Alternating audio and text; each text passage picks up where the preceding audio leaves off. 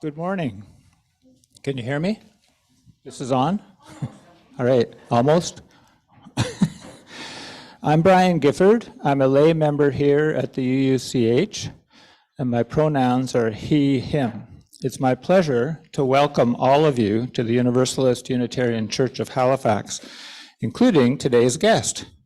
Entering now, Robert Wright. We are an open-minded, open-hearted spiritual community for curious and compassionate seekers. We are UUs, as we like to call ourselves, and we recognize that the truths of the universe are too complex to be summed up in any one religious tradition's dogma. So instead of focusing on creeds and beliefs here, we focus on cultivating relationships, community, and responsible action in this life. We draw meaning and wisdom from many sources, too. The healing power of nature, the fierce call of justice work, the enlightening discoveries of science, the ancient teachings of interdependence and unity, and awe for the great mystery itself. We acknowledge that conservative expressions of religion have caused and continue to cause harm to people. Here we offer the potential for healing and the affirmation of the inherent worth and dignity of all. That is why we have proclaimed for decades that love is love and love is divine, that gender and sexuality are experienced and expressed in a beautiful spectrum of possibilities. That is why we openly celebrate atheists, agnostics, humanists, pagans, and modern-day witches, as well as believers in a Christian, Jewish, or Muslim God. We especially welcome anyone who's new or newish. We know that coming to a place like this can be intimidating, and we're so glad that you're here. You are welcome to join us after the service for coffee and conversation. For all of you, of all ages, we acknowledge that not everyone participates in worship in the same way. So we welcome you to do what you need to do to be present. Move if you need to, laugh or cry if you need to, and sing and dance. And I would like to acknowledge the people on Zoom who are joining us. So welcome to all of you on Zoom as well. I invite you now to take a moment to greet your neighbors.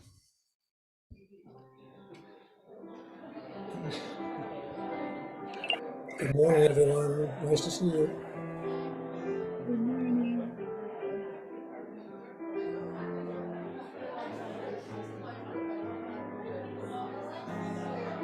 Good morning, everybody.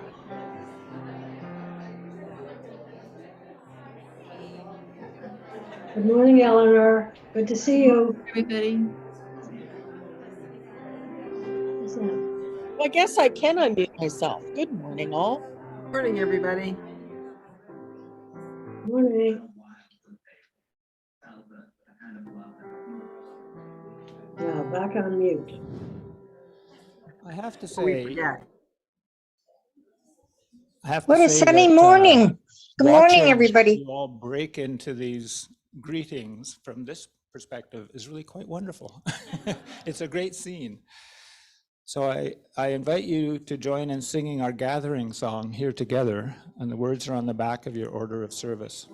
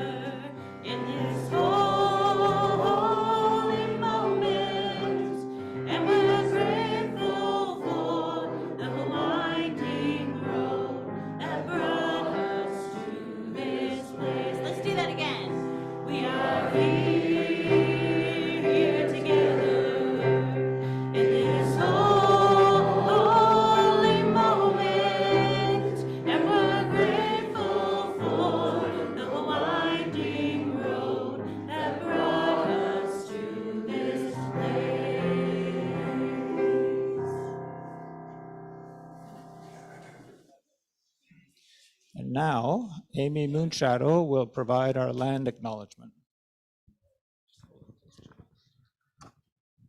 As we prepare ourselves to enter into this sacred space, we must first acknowledge the truths of this land.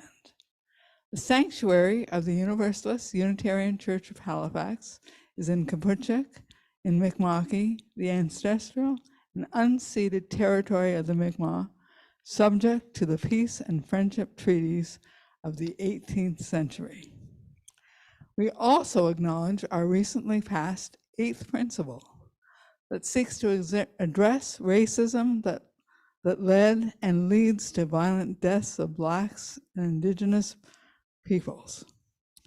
Individual and communal action that accountability dismantles racism and systemic barriers to full inclusion in ourselves and in our institutions. We know the strong connection between rampant anti-Black racism and settler colonialism that permits inequalities, injustices, poverty, and exclusion in Canadian society. Thank you, Amy. And I'll invite you to take a few deep breaths. We enter into this time that we call worship, where we turn with intention to the things that are worthy of our attention. And we do this by lighting a flaming chalice, the beloved symbol of our Unitarian Universalist movement.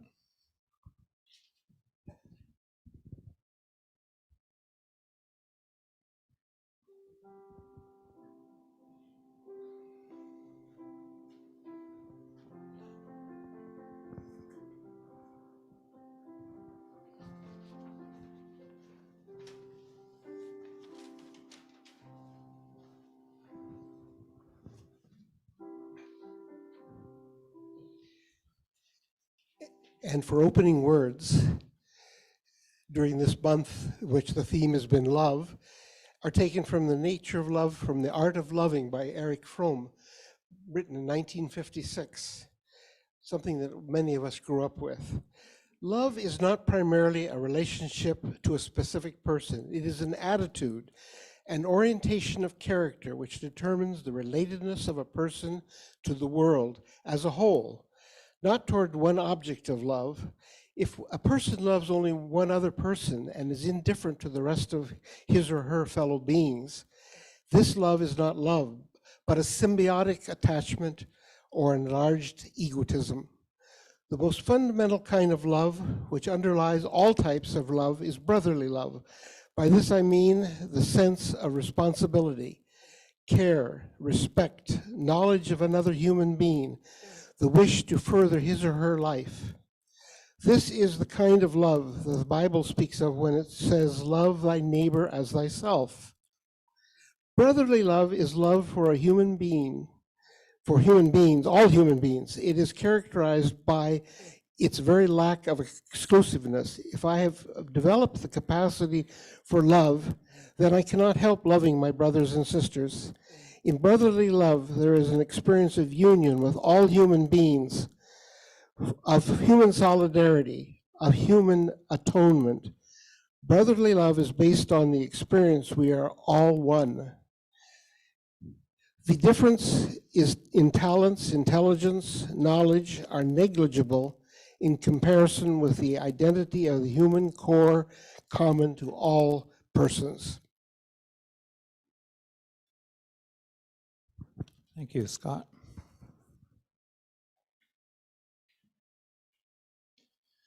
Now the after choir will perform Bob Marley's Redemption Song, which has a Cape Breton connection. And if they don't explain it later on, we can talk about it out in the coffee.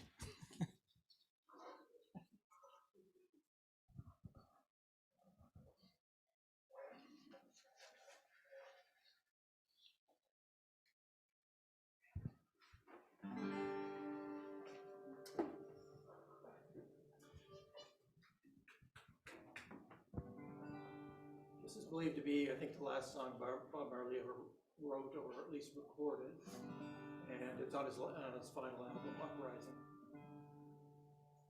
Oh, pirates, yes, they robbed I, sold I to the merchant ship.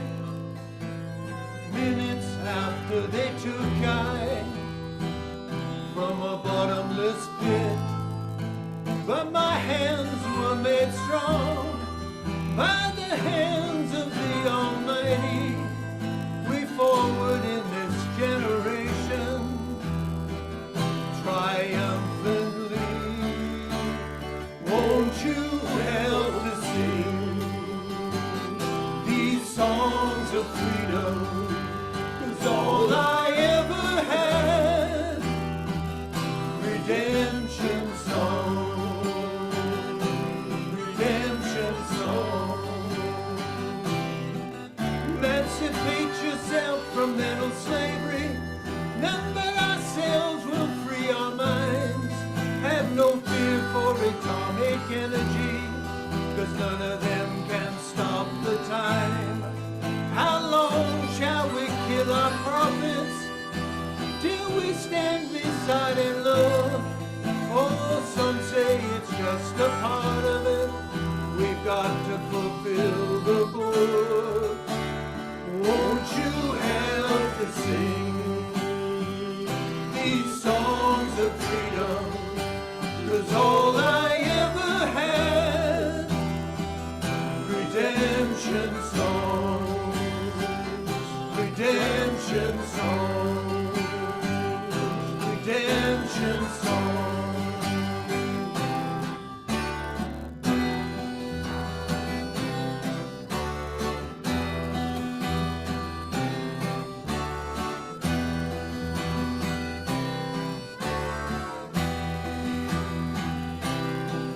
Emancipate yourself from mental slavery.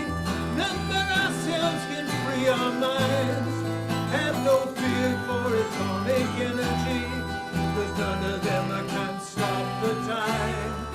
How long shall they kill our prophets while we stand beside and look? Yes, some say it's just a part of it.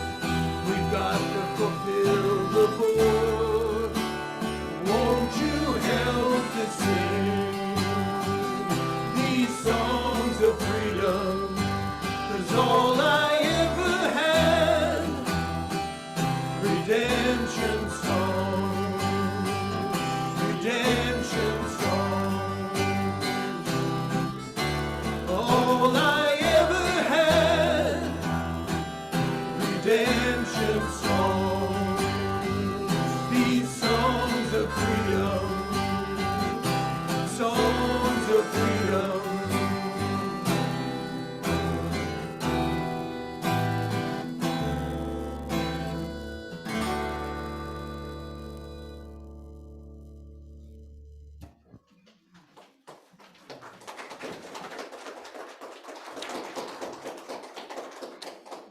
Thank you.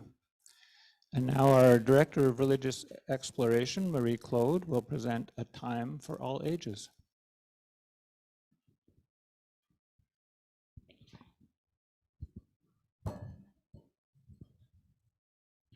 Good morning, everyone.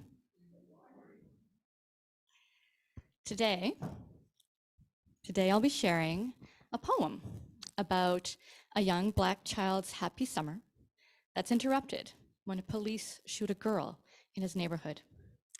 The poem follows the changing emotions of the child through grief and protests, healing and community. Written by Zetta Elliott, this is A Place Inside Me, a poem to heal the heart. There is a place inside me, a place deep down inside me, where all my feelings hide.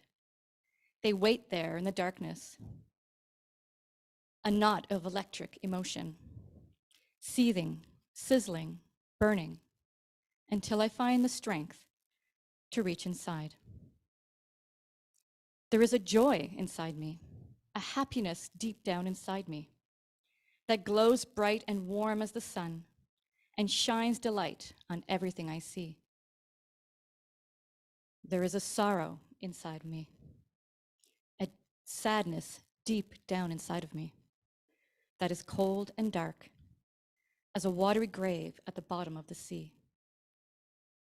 There is a fear inside of me, a terror deep down inside of me that stalks me like a sinister shadow and seeps like poison into my dreams.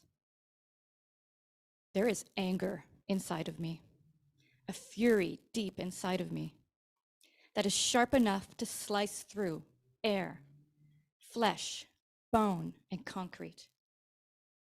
And yet, there is a hunger inside of me, a yearning deep down inside of me that refuses to be silenced or bound in chains and insists on being free. There is a pride inside of me, no shame deep down inside of me. For I know how long and hard we have struggled, and against all odds, my people have emerged strong, triumphant, and beautiful. There is peace inside of me, a calm deep down inside of me that flows through my soul like a tranquil stream and hushes my whispering doubts. There is compassion inside of me, a tenderness deep down inside of me that tries to heal the wounds of the past and to forgive in spite of lingering pain. There is still hope inside of me, a promise deep down inside of me that I will use my life to help others and they will help me in return. For there is love inside of me, true love deep down inside of me. I am in love with my people, plus trees, sparrows, sunlight, and the rain that falls like a blessing from above. And when I look inside of me, to that place deep down inside of me, I remember to love myself most of all. Thank you.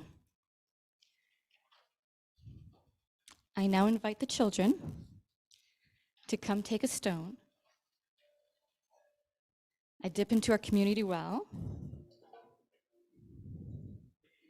to bring our community with us as we share our own joys and sorrows.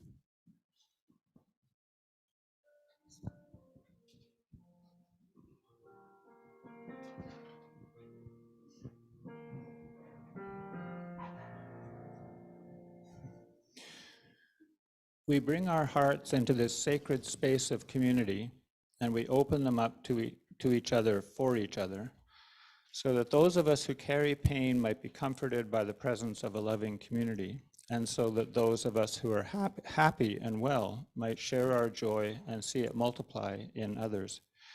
And so those of us who carry complex truths might find a welcoming space to process and make meaning of all that life brings.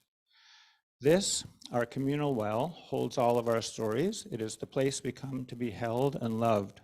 The water reminds us of our connection to each other, to all life, and to the earth itself. So if you have a story, a joy, sorrow, or complex truth on your heart that needs to be spoken in community, we invite you to share in just a few short words. And you may also come up in silence. And we invite you to drop a stone into our well of community to mark your story and remind you that you are not alone.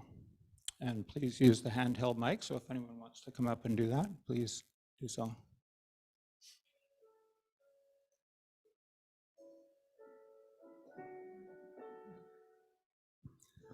I want to put a stone in the well for my very close friend, Richard Grantham, who was diagnosed with a malignant brain tumor, not curable, and has a very short time to live.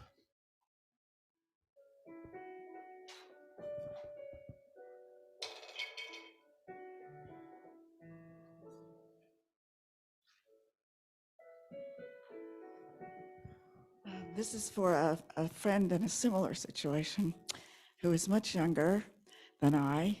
And yes, he also is not doing well and probably has a very short time to live.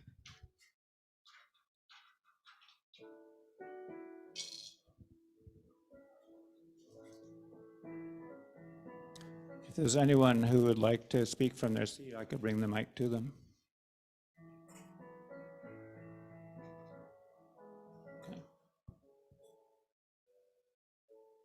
I have the joy that There are people here that I haven't seen in a long time, Jackie and Pat and others that have come today, and I hope they'll come again.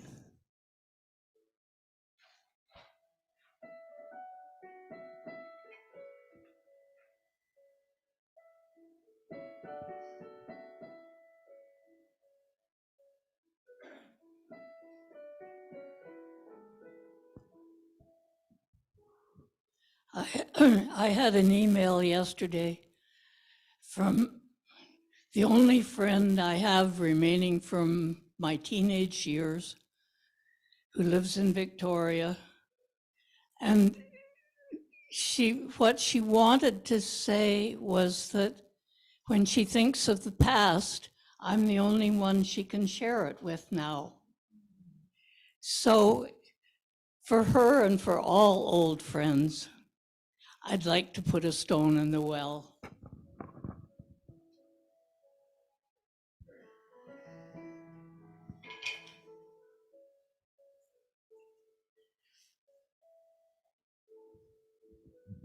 I'd like to put a stone in the well for a member of this congregation who some of you may remember, Catherine Clough, my dear friend who passed away almost 10 years ago now.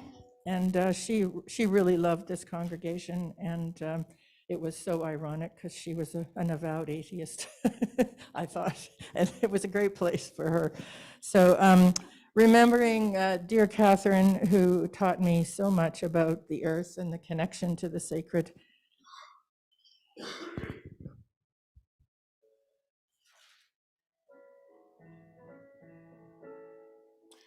So I add one more stone for all the joys, sorrows, and complex truths that remain in the silent sanctuaries of our hearts, the ones that words cannot express and the ones that are still in formation.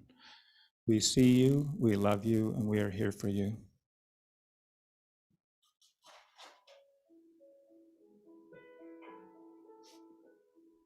I forgot to mention that the water is warm because it's such a cold day outside. Welcoming water. I now invite Scott Wood to present a reading and to introduce our guest speaker, Robert Wright. Did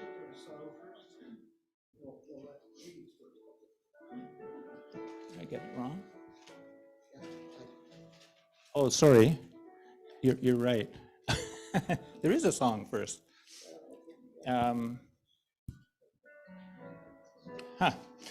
Sorry about that. I invite the after choir to sing Hymn to Freedom. Thank you, Scott.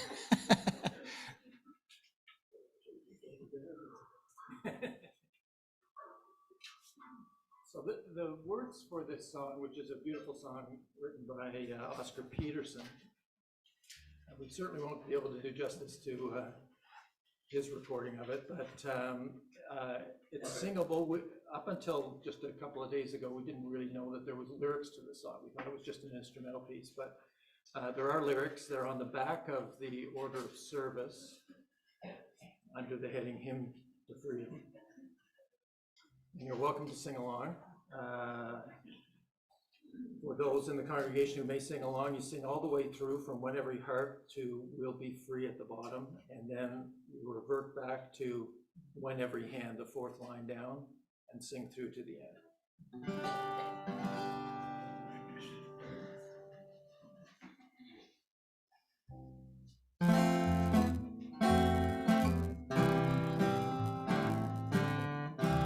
Just a second here.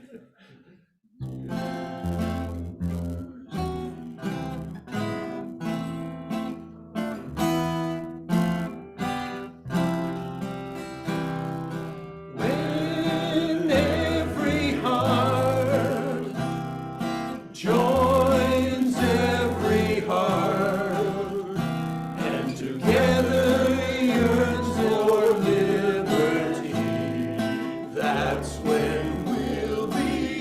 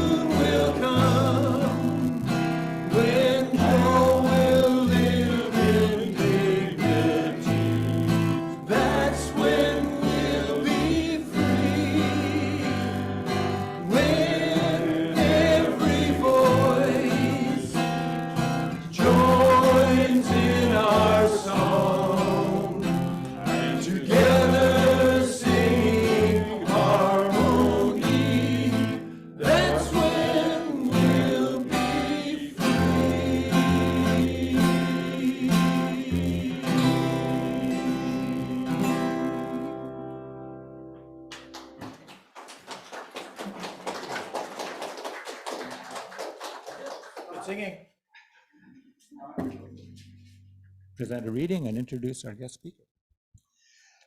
Okay.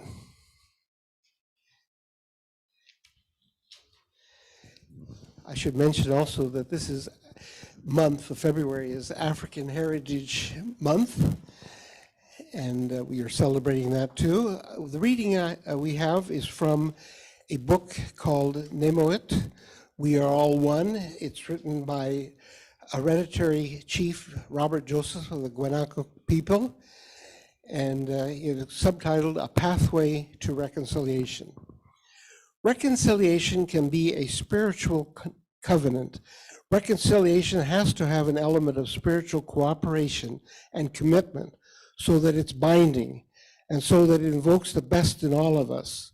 We all belong here, and so let this be our covenant. Let us call our highest selves, our human consciousness, in wanting something bigger and better for all of us. Let us remember that in spite of what we have done to ourselves, we belong and we are loved. Let us always know that the love is the foundation of everything for the universe, for the world around us, for family, for self. Let us call in our spirit witness and hear each other's stories of pain, of joy, and of hope. Let us take on a responsibility to each other and let our every action be in the highest interest of the collective. Oh.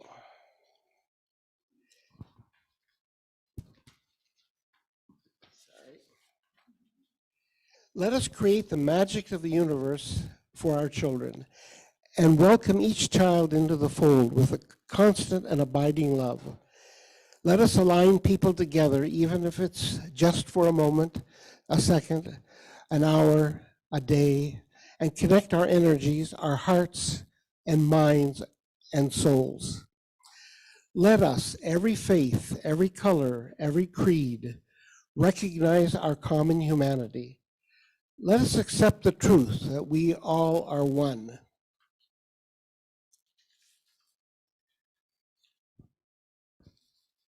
So it's a pleasure for me to introduce to you our speaker today, Robert Seymour Wright, one of the most important champions of social justice in our region, if not all of Canada. He has been at the forefront of anti-racism and reconciliation work for at least 35 years, probably even more. He currently holds two very key executive positions: Executive Director of the People's Counseling Clinic and the Interim Acting Director of the African Nova Scotian Social Justice Institute. Robert is a registered social worker with a BSW, a Bachelor of Social Work, and a Master of Social Work, and a whole lot of work towards an uncompleted PhD in social work and sociology. His 34 or 5-year career has spanned the fields of education, child welfare, forensic mental health, trauma, sexual violence, and cultural competence. He is a clinician, academic, administrator, and even a lay preacher in the tradition of the scholar preacher. All of his professional associations, voluntary work, writing, training activities, and public speeches would take a lot of time to even recite. Let us suffice to say that they reveal a great breadth and depth of experience, knowledge, and social commitment. Welcome, Robert Wright, to the podium.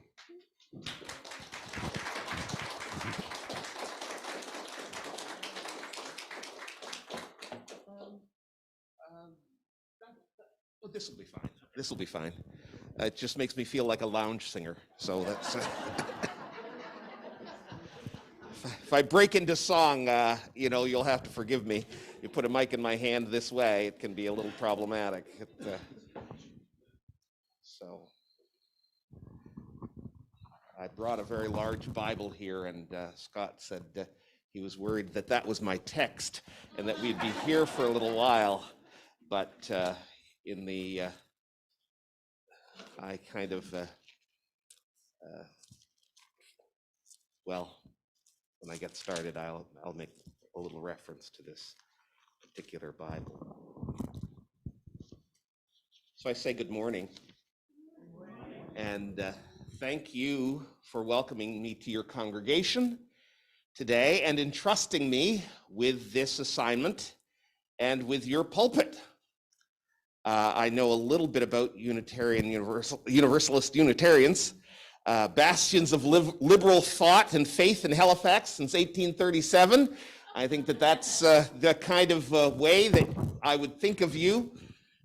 And understanding the history of Halifax, there's been a great need for a bastion of liberal thought since that time. I see you every year taking a prominent place in the Pride Parade and showing up in demonstrations, lending a voice whenever conflict and injustice needs to be confronted.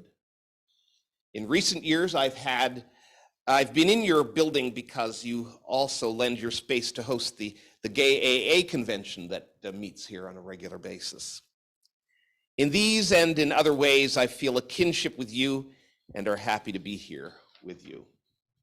What Scott didn't say is one of the things that we share is a deep love for his son, Ronald. So Ronald is a dear friend of mine from high school days, and I was very pleased. There are very few things that would take me to Europe. Europe, doesn't give me the kind of, there's no genetic call for me to Europe. But my dear friend was being married in Scotland and required me to go as her maid of honor or something. And so when I went to Scotland for that purpose, since I was on that side of the Atlantic anyway, I visited with Ronald for a few days. It was wonderful.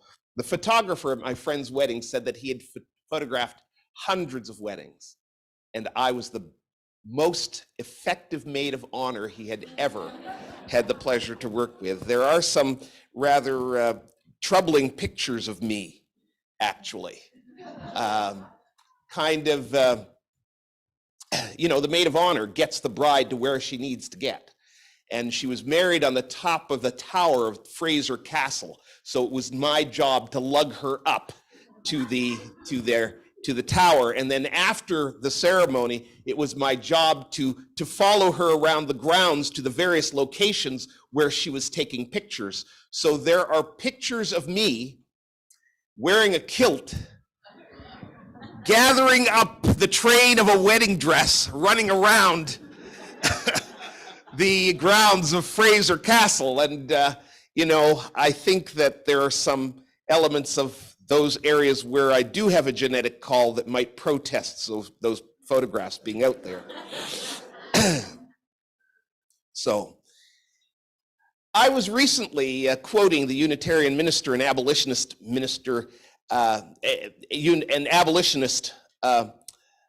just last week when I gave a luncheon presentation to the Black Law Students Association of Canada.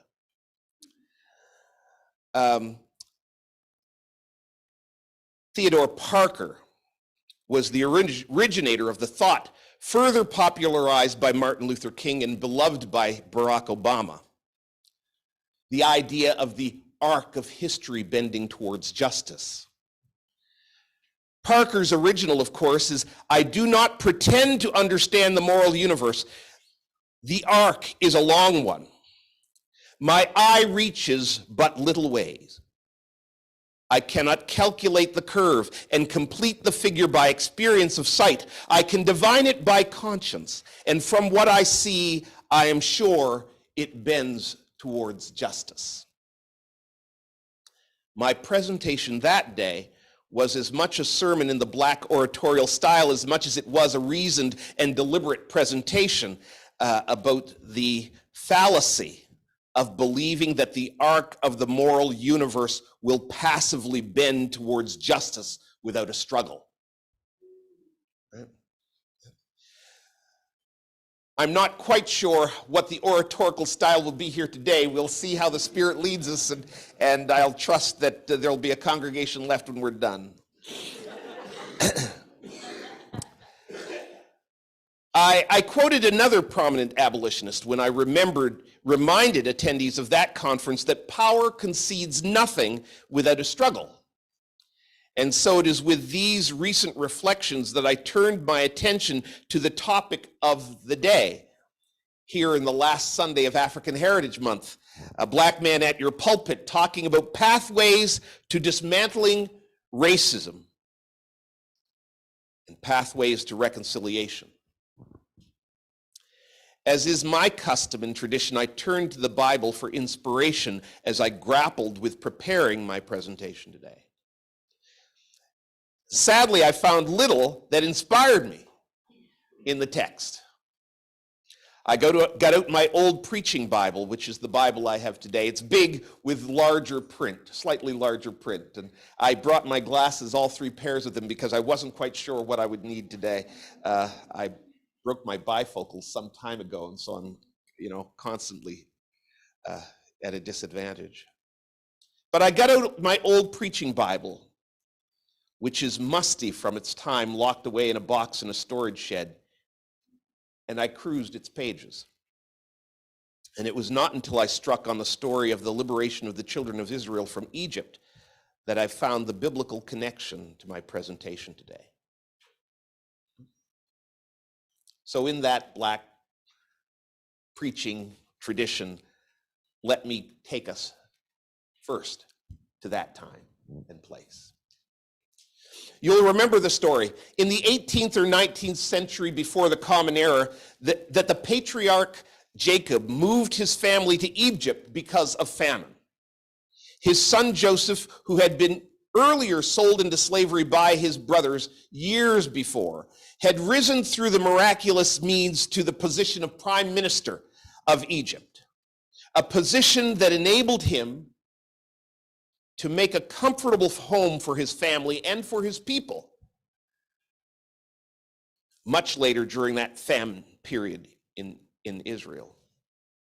All seemed to go well for the Jews in Egypt until, as the story goes, there arose a Pharaoh in Egypt who knew not Joseph. Is the story familiar to you? A Pharaoh who felt threatened by this large and prosperous community of non-ethnic Egyptians within their borders. It was not long before the once honored guests, through increasingly oppressive, racist policies and laws, found themselves to be a nation of slaves. You might wonder why they stayed. But I think the process of enslavement can be a slow and enticing one. That one can become enslaved before one knows that it's time to get out of Dodge. The Jewish people were kept in this state for over 400 years until liberation came in the form of Moses. The plagues and Pharaoh's eventual positive response to the call of, "Let my people go." In fact, by the time Pharaoh came to that conclusion, he was not letting the people of Israel go. He was throwing them out. This brings me to the biblical text that inspires me today. It's good to see GK in the audience. My friends Pat and Jackie are also here, so it's good to have friends in the audience because, if things take a turn, someone will have my back. So. If anybody rushes the pulpit, Cheeky, you got me. Okay. So, again, that's a thing that happens in black churches sometimes. I have an armor bearer up here to look after me. So in Exodus chapter 12, verse 37, we find the children of Israel after the plagues, after the death of the firstborn, the establishment of the Passover. I just read this text, Exodus 12, 37 to 42, just to ground my reflections in this story. And the children of Israel journeyed from Ramses to Succoth, about 600,000 on foot that were men beside the children. And a mixed multitude went up also with them. and flocks and herds, even very much cattle. And they baked unleavened cakes of dough, which they brought forth out of Egypt, for it was not leavened, because they were thrust out of Egypt and could not tarry, neither had they prepared for themselves any victual. Now the sojourning of the children of Israel who dwelt in Egypt was 430 years. This is why black people have a tremendous affinity to the Old Testament. Having shared the experience of 400 years of enslavement, this is our text, this is our book. And it came to pass at the end of the 430 years, even the selfsame day it came to pass, that all the hosts of the Lord went out from the land of Egypt. It is a night to be much observed unto the Lord for bringing them out from the land of Egypt. This is that night of the Lord to be observed of all the children of Israel in their generations.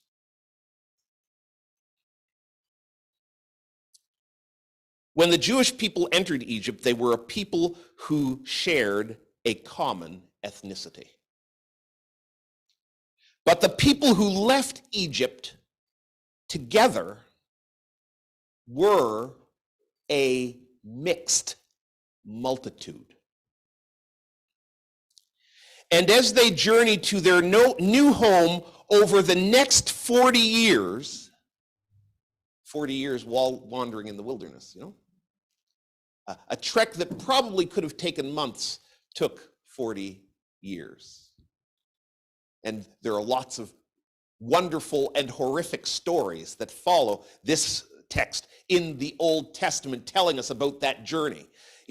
The faithlessness of the people with every kind of struggle that they have. They say, it would be better for us to be slaves in Egypt. Why did you take us out to die here? Were there no graves in Egypt? Look, there's no water to drink. Look, where are the flesh pots of Egypt? Who's this guy who's supposed to be leading us? Why did he go up in the mountain and leave us all alone? We should make gods and go back. It's tremendous drama in these stories. Probably another reason why black people like the book. But the 40 years sojourning in the wilderness to get to the promised land were necessary for God to turn that mixed multitude, mixed race group of people, this group, a mixture of ethnic Jews and other people who had been conquered by the Egyptian empire of the day, prisoners of various wars and skirmishes, mixed blood Egyptians who were raised in Goshen, Egyptian criminals and those who lost their citizenship through poverty or moral failure, political prisoners and others thrust out of power who did not lose their lives. These were the people that left Egypt together. The Egyptians came as an ethnically pure race, but they left a mixed multitude. And over 40 years of drama and hardship and miraculous deliverance, they were forged into a unified people. Some who read this text consider this to be God's greatest creative act since Genesis 1 and 2. The first great act, creating the known universe out of nothing. The second greatest act, forming a unified people out of that ragtag bunch of enslaved people who had been in that state for 400 years. So as I think about this concept of racism and reconciliation and dismantling, forget about the Egyptians for a moment. The Egyptians are a foil in this story. Think about the people who made the journey. The great act of forging a people out of this ragtag mixed multitude is God's second greatest act of creation and gives us some clues as to how, in the modern context, we can dismantle the barriers that separate us as peoples and pursue reconciliation into a unified, holy band that are sojourning together. I've listed 6 principles. No, 6 or 7 principles. I'm unsure because I misnumbered them here. So we'll count them out loud as we go along. Several principles. How's that for a save? Several principles for dismantling racism and pursuing reconciliation. I'm not going to explain each of them in great detail because I think that it might be useful for me to mention them, explore them a little bit, and leave time for conversation after I'm done. How does that sound? Someone was kind enough to leave a running clock up here for me, so I think that's supposed to be a hint to me, I think. So, but let's be clear: this clock isn't going to do the job. So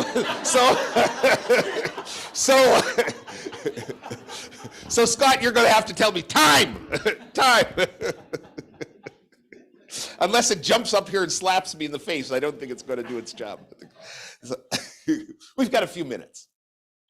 So the first thing that we need to do in order to dismantle racism is understand racism and the social and psychological damage it has done to all people. Okay? The kind of racism that we suffer from here in this part of the world was actually started for my purposes today, and because I have the microphone in the podium, what I say goes. It started in really the 15th century. Prior to the 15th century, there were African people who were present in the royal courts of Europe representing their peoples. There were Asian people in the royal courts of Europe.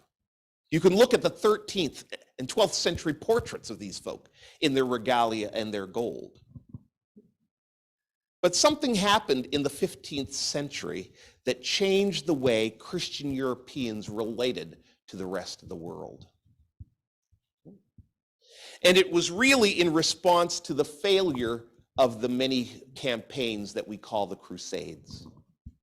Depending upon how you count the Crusades, for 300 or 400 or 500 years, Christian Europeans were busy going back and forth to the place we call the Holy Land, trying to secure the pilgrimage routes and to maintain the settlements that they had there for religious purposes. There was no true conquering of that period of time, that area at that time, but the Europeans laid claim to access. But their old rules and laws related to warfare constrained them. So Europeans used to fight wars this way. We have a conflict, our armies meet in a field, a herald will stand on a hill and blow a trumpet when they decide who wins, and then the kings will come and shake hands and write a treaty and go home. The Saracens, the Muslims who were combating the Europeans during the time of the Crusades, did not follow these rules of warfare. So every time they lost a battle and the Europeans went, okay, we won, and they took their armies home, the Muslims said, well, that's kind of crazy. And they came back and reoccupied the territory and harassed the pilgrims. But there was no solution to this problem by the European Christians in their current method of waging war. So the highest moral and legal authority in the land of the time, the popes, wrote a series of proclamations, papal bulls, authorizing a different kind of warfare when it came to engagement with non-Christian peoples. Right? A type of warfare that was not armies meeting in the fields, but allowed for the absolute subjugation of peoples, the claiming of their lands, the wholesale slaughter of their populations, whether civilian or military, and the ability to confine the bodies of the people they'd conquered into a form of perpetual servitude that had never been seen before on the history of the face of the earth. Okay? And once empowered with this new doctrine of warfare, Europeans who had been global explorers before this time became global colonizers. And every time they stepped on new lands, they had a question for the local inhabitants. Do you know Jesus? And if the answer came back, no, who is this Jesus?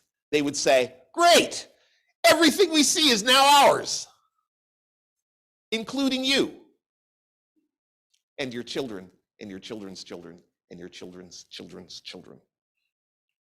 Now, this form of racism, of course, did irreparable damage to the people who were colonized. Not only did it devastate them economically, destroy all of their institutions, destroy their mechanisms of governance, it destroyed their psychology. What we understand now is the consequences of intergenerational trauma. But at the same time that this policy and this form of racism devastated economically the people who were conquered, whether they were South Asian, whether they were Aborigines in Australia, or whether they were First Nations in North America, or whether they were Africans in Africa, it gave wealth to the conqueror. But if it corrupted the psychology of the oppressed, it also corrupted the psychology of the oppressor. And the intergenerational trauma suffered by Black people, we sometimes call that intergenerational trauma post-traumatic slave disorder. We have a name for it. We understand how the psychology has been corrupted and how it has been working an evil magic in our communities from that time till this. But here's the bad news. That form of racism, though it economically benefited white people, it corrupted the psychology of white people as well. And that racial intergenerational trauma we call white supremacist acculturation. And until we begin to understand how racism has socioeconomically benefited and disadvantaged peoples and psychologically harmed us all, we'll not be able to dismantle it. The second thing that we need to do is we need to understand that the current conflicts and crises we face require a unified human response. We are one people. The world, the earth is revolting against our conflict. Our conflict, this pursuit of wealth and the conquering of other peoples, has resulted in an earth that is no longer willing to sustain our lives. And we need to understand that the solution to that problem is going to require us, like the children of Israel, to figure out pretty quick that we might have gone into this circumstance as separate peoples, but if we're going to get out of it, we need to be one people. We need to embrace the tension that comes from diversity and dedicate resources to proactively and reactively resolve those tensions through community building rather than through adjudicative and carceral means.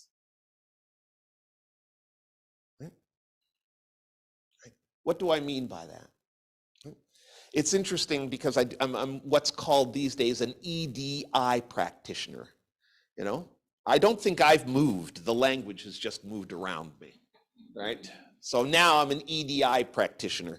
And so I have to go into my PowerPoints and using the find and change function. I just changed the language of my presentation. The substance is the same, let me tell you, from cultural competence to cultural responsivity to cultural humility to equity, diversity, and inclusion. Let's be clear, those of us who are needing the training can't differentiate the one from the other. The people who fine-tune these things, they might as well be arguing about how many angels can dance at the head of a pin. Right? Right? I would say it this way, the deeper the dunghill, the less refined the shovel needs to be.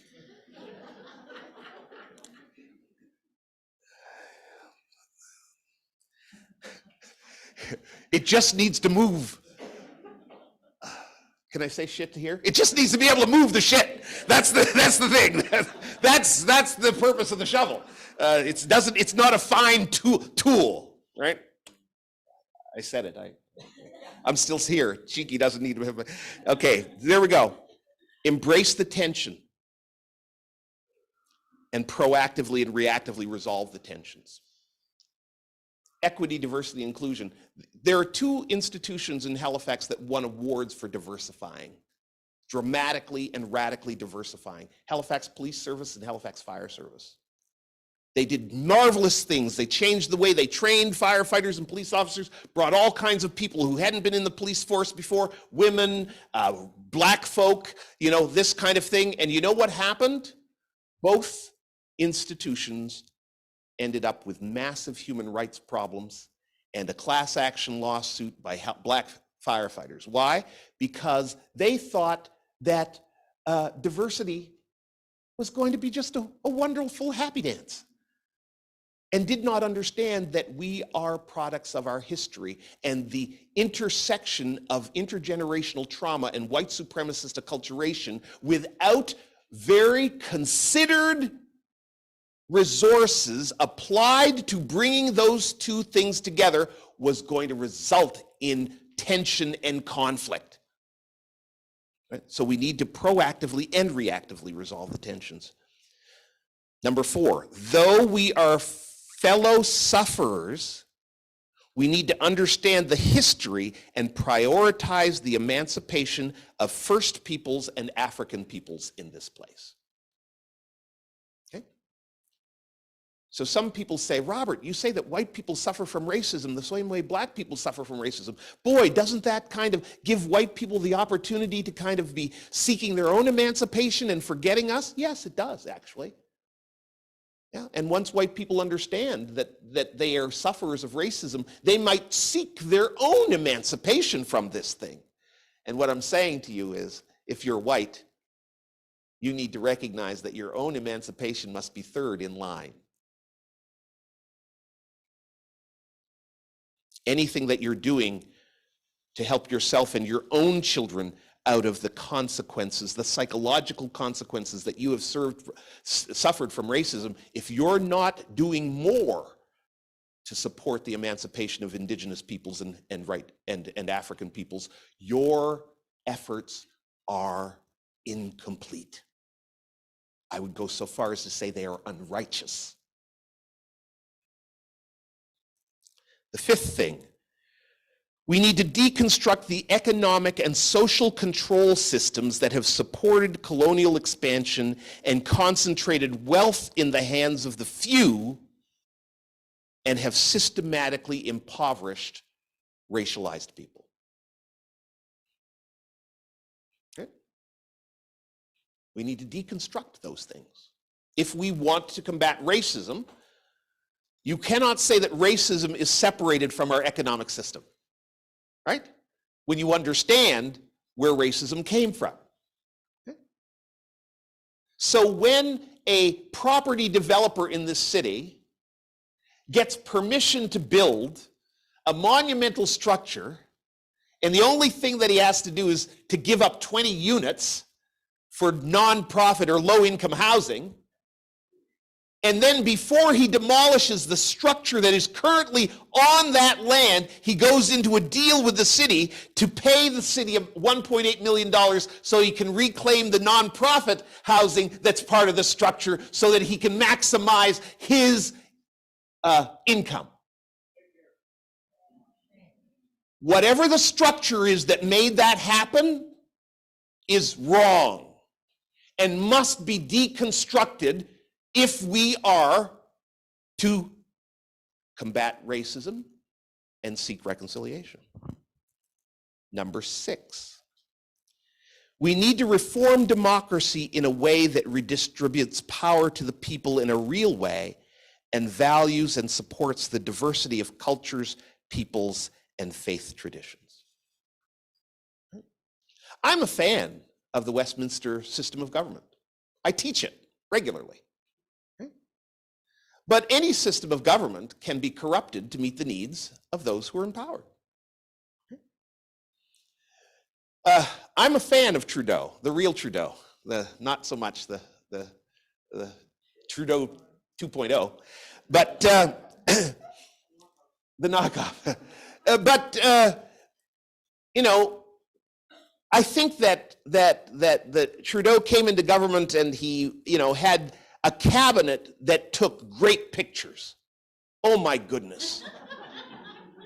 When you look at the cabinet that he created, it was a beautiful reflection of Canada.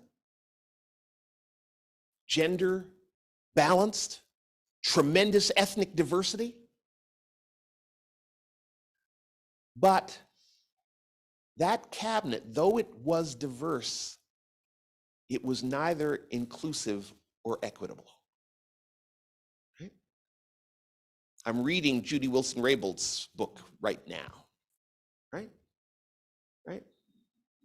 And I don't have the time here to talk about it, but when you appoint an Indigenous woman who's a lawyer to be Attorney General and Minister of Justice for Canada, and then you ask her to essentially make a multi-billion-dollar corporation's criminal conviction go away, you should expect that the lens from which she sees that problem will be a little different. You see? And her lack of willingness to conform meant her demise in Canadian politics.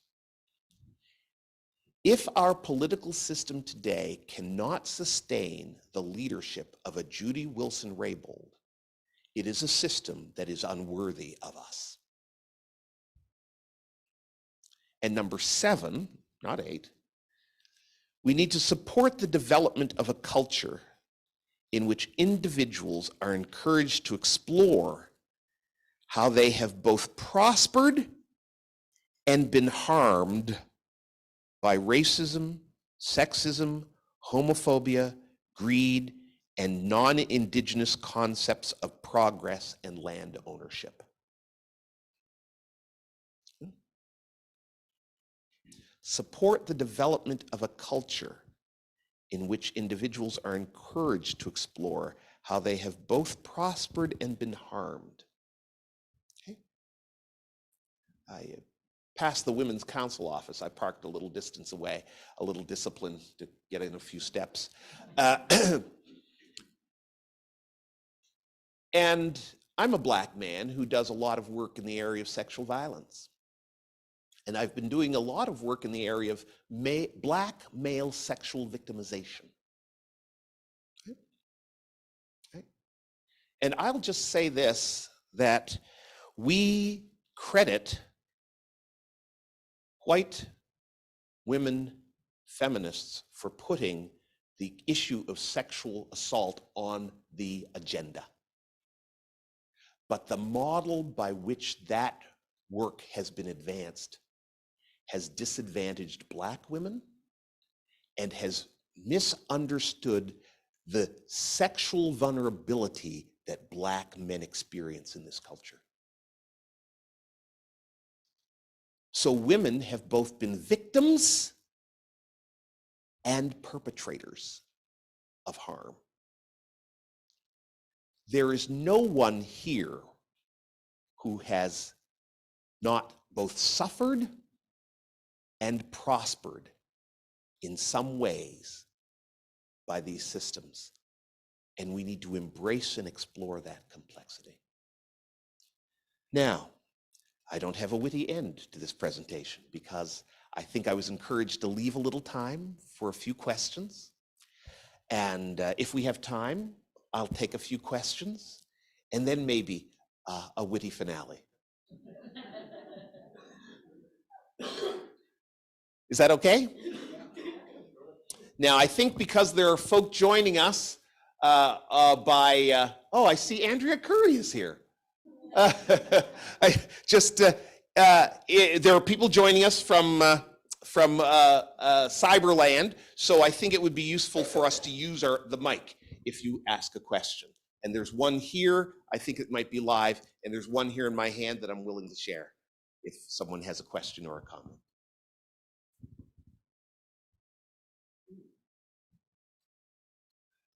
Don't flinch, it's like an auction in here. I'll come running to you. How'd I do? I do okay? Yeah. Okay. That's always affirming. No. Yes, there's a question back here. I'll bring the mic.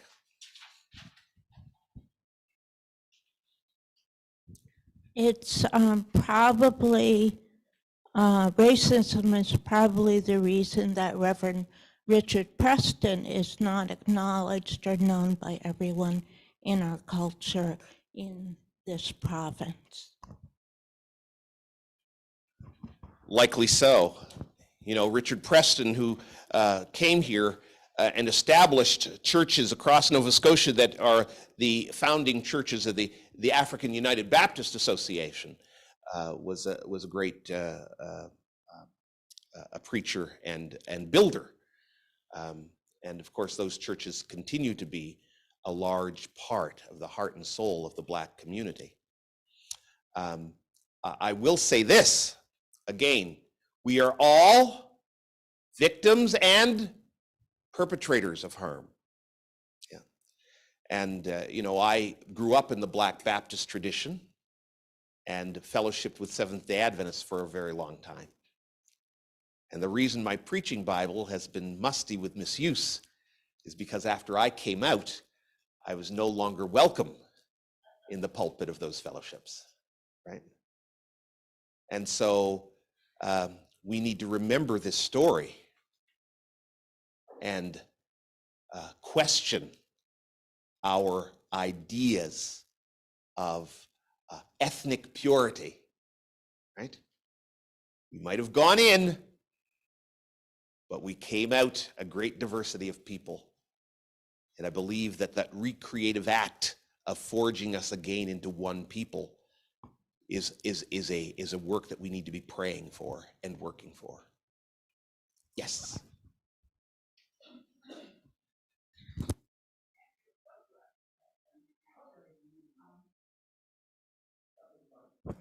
Is it on now? No, it's not. When Andrea spoke with us last Sunday and suggested that before there could be any progress, there needed to be relationship between the us and the thems. But she found that a struggle and had no quick and easy answer for how to build those relationships with Indigenous folks. You got any answers? That's a really good question. I think that there is something here in terms of, I think that when it comes to First Nations peoples, we should not think about building relationship with First Nations peoples as a project of more diverse potlucking. Okay? How many people here own their own home? Okay, it was a trick question. I should have asked, how many people here think they own their own homes? Right? Because if we truly understand and if we truly believe in the land acknowledgements that we give every single time we're assembled together, we would understand that by virtue of our perception of ourselves as owners of land, we are actually in relationship with First Nations peoples, whether we know it or not. And as guardians, albeit illegal guardians, of a fraction of Mi'kma'ki, we need to find our relationship with First Nations peoples. What does that mean? I don't know. I'm smart, but I'm not that smart. But I do know that we need to be struggling. Every single person here who thinks they own a home pays taxes either monthly or annually on that home without thinking about the relationship that that means that they have with the municipality to whom they pay that money. Right? And we participate in the governance of that city and its delivery of services. Why does owning a home not put us in relationship with First Nations peoples in a similar way? You see what I'm saying? We need to deconstruct the systems that are perpetuated, founded on and perpetuating racism. And land ownership is one of them. Right? Okay? Think about that. Because that's where the brother stops preaching and he starts meddling. Right? And if you say, oh, well, that's going a bit too far, then I would suggest that your white supremacist acculturation is kicking in to defend you against the proposition that the land you own is actually owned by you.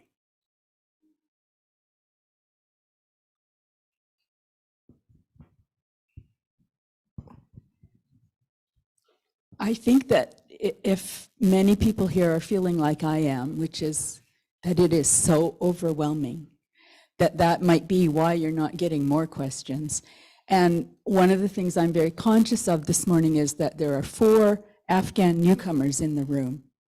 Why is the world still doing this to each other? Well, I think that the idea that the problem is overwhelming is accurate. But if we go back to the story, in order for God to transform his people in that recreative act,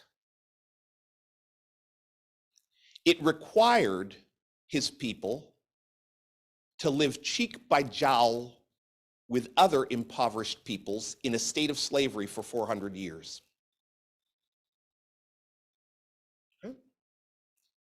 Is that what it's going to take for us before we solve these problems? Does ecological absolute devastation, is that what it's going to take for us to recognize that we are co-sharers of this place and must break down these divisions? This is not a message of peace this morning. It's a message intended to disturb. And if you're feeling overwhelmed, mission accomplished. But don't let that inspire torpor. You know, let it inspire deep thought, deep critical thought about what needs to change in my relationships in my house, in my relationships in my community, in my relationships with First Nations. Right?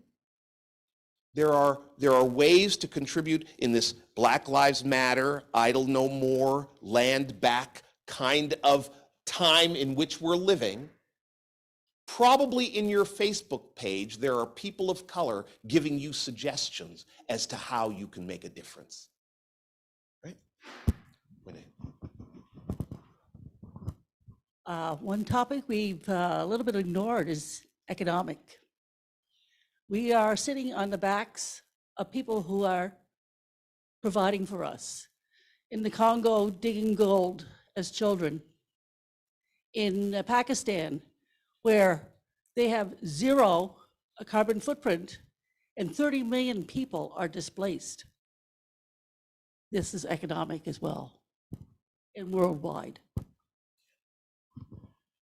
That global economic system that, again, since the 14th or 15th century has been about the impoverishment and enslavement of some and the dramatic accumulation of wealth of others. And that's a system that needs to be reconstructed if we're going to get there. In agreement with the message you brought today, I just wanted to invite you to give an example of your own reflections on how you've benefited from systems and what that's meant for you. See, it's the preacher who's supposed to meddle and the congregation that's supposed to feel. Well, it's interesting because I'm a black man from Halifax. You know? The first home I lived in when I was born into my family was a building, now it's called Maitland Terrace. My friend Jackie, when the first time she visited me, because my office is now in that building. And when she came to me, she said, "Oh, this is your office? Your office is in this building?" I said, "Yeah." She says, "Well, in 1970, I was part of a demonstration. We were demonstrating slum landlords in Halifax, and we picketed this building because it was the worst slum in Halifax at the time."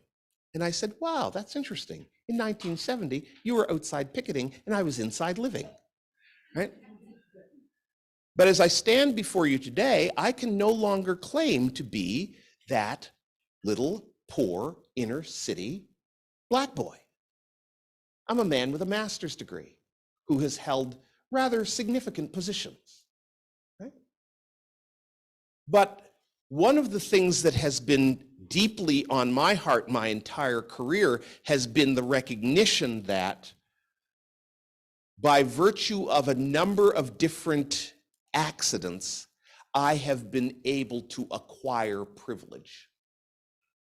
The privilege of education, relationship with people of influence, employment in positions of authority and power. But the way that I have kind of tried to live this message is by recognizing that, first of all, I'm not a mushroom that sprung up out of the forest without being nurtured and cared for, right? So anything that I have is a blessing and requires something from me, right? There's an old saying in our family, the realization of a need is a call to service, which means that when I get appointed to this or that job, I am a servant in that role, and I am a servant to the most vulnerable people, which means that in my 33 or 34 year career, 34 years now, goodness gracious, I have never allowed myself to wear the golden handcuffs. Right? I have never said, "Ooh, look at me, I'm a black boy from the inner city and I got this great big job and this great big salary, and oh my goodness, my boss is asking me to do something that would actually compromise my principles and disadvantage other people, and well, if I'm going to stay in this job so I can help people, maybe I need to do that." As a result of that, I've had probably in the last 34 years, 9 or 11 jobs. You know? You know, it's Kathy Griffin who brags that she's been fired more than she's been hired. I can't brag that, but I'd say that I've moved on from more jobs than I've been invited to, right? When I was appointed as the executive director, just as an example, as the child and youth strategy for the province of Nova Scotia, I was appointed to that job because as a result of the Nunn Commission, the issue of out-of-control young people was a hot-button political issue that needed a face that the government could point to and say, we've got a competent person here who knows how to deal with these serious problems, and look, the face is black, and he's well-known, and they appointed me. But government's attention span to serious problems is short. And I knew that I had probably a tenure of 3 to 5 years before I ceased to be the champion of at-risk kids and became, or was being forced to be, a government functionary who did the will of the government. And so my tenure in that job was 3.5 years, right? So I have, and what does that mean? It means that I personally keep a small footprint. I've never lived off of a senior executive salary because when I left that job, I lived the following year on 1/5 of my salary, which was still about what other black men in my community were earning. When I left that job, the last story, I said to my mother, Mom, I think I have to leave this job. My mother and I, when she's passed now, we shared one purse. If she had money and my gas tank was filled, and if I had money, she didn't want for anything. And I said to her, Mom, I'm thinking of leaving this job. She said, well, baby, do what you need to do. And I said, well, if I leave this job, we're going to be poor. And she said, we know poor. You know, so personal sacrifice and personal consideration is essential to be a part of this reconciliation process. And like I say, it's not about more potlucks. It's about seriously considering the structural things that we need to change to be in real relationship with the people who've been oppressed. I'm getting signals that it's time for me to stop. I told you the clock wouldn't do its job, but Scott, you've done your job well. Thank you for having me. It's been a treat for me to be here.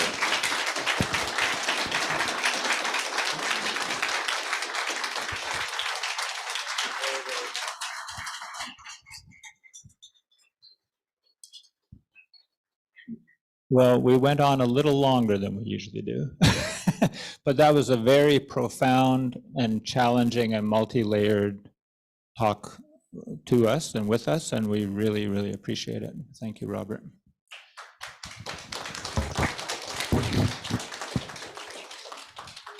And now I would like to remind us that community is made possible by the offering of our individual skills, commitments, and gifts. And the truth is that we need each other and money to survive. And yet nobody's worth and dignity is in any way measured by the amount of money that they have or don't have to give. So during the offering, we invite you to offer what you can, if you can, to support this sanctuary of progressive spirituality. If you don't carry cash, you can donate by e-transfer to treasurer@uuch.ca.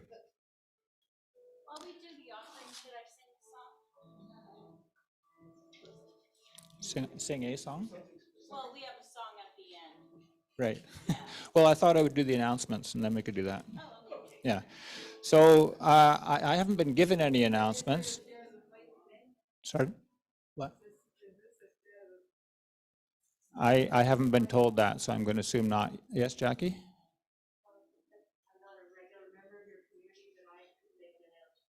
All right. Thank you. Somebody was wondering about opportunities. The North American Indigenous Games is happening in July in Halifax, and they require another 1,500 volunteers. The vast majority of volunteers will have to be white because they're the vast majority of the people in the city, and they require a minimum of 18 hours, that's all. And they will give you cultural training in order to do that, and volunteer training. North American Indigenous Games, go to the website, volunteer, and you can do something. that you've been asked to do. Thank you very much. I'll just shout, I am a volunteer with this group, and I've been active since last fall, so if anybody wants to know more, please. That's Wendy, so people can talk with Wendy. Yes, Margaret? Also on the line of action, I have a petition here to the government about a just transition, which covers a whole range of aspects of improving our relationships. And it's right here. You can sign up. And as noted in Friday's news from UUCH, which is sent out by email, a 6-part series exploring your spirituality hosted by Reverend Israel will be on Wednesdays, and it will start on March 15th. So to register, contact Reverend Israel at minister@uuch.ca. If there are there any other announcements anyone else has? Yes, Linda? The humanists are meeting upstairs at noon. Come on. Thank you. As we speak right now, there's a peace rally at City Hall. All right. Did everyone catch that? As we speak right now, there's a peace rally at City Hall. So now we will sing our closing song, and it's the second version of Here Together on the back of the order of service. And you are invited to join us for coffee and conversation after this song. Thank you all very much for being here. Let me hear you sing loud and proud. If you want to clap, go ahead. We have spent time together, and these holy moments give us strength to go down the winding road until we meet again. Let's do that again. We have spent time together, and these holy moments give us strength to go down the winding road until we meet again. And my prayer for you, is a peace that's true until we meet again.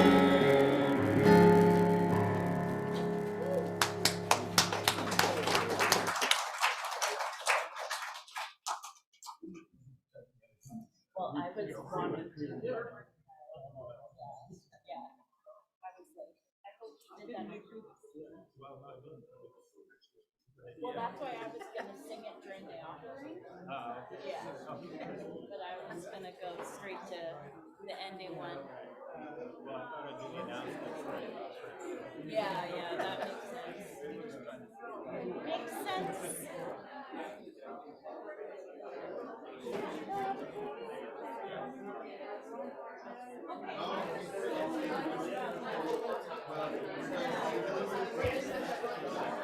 Ma'am, are you joining choir practice virtually?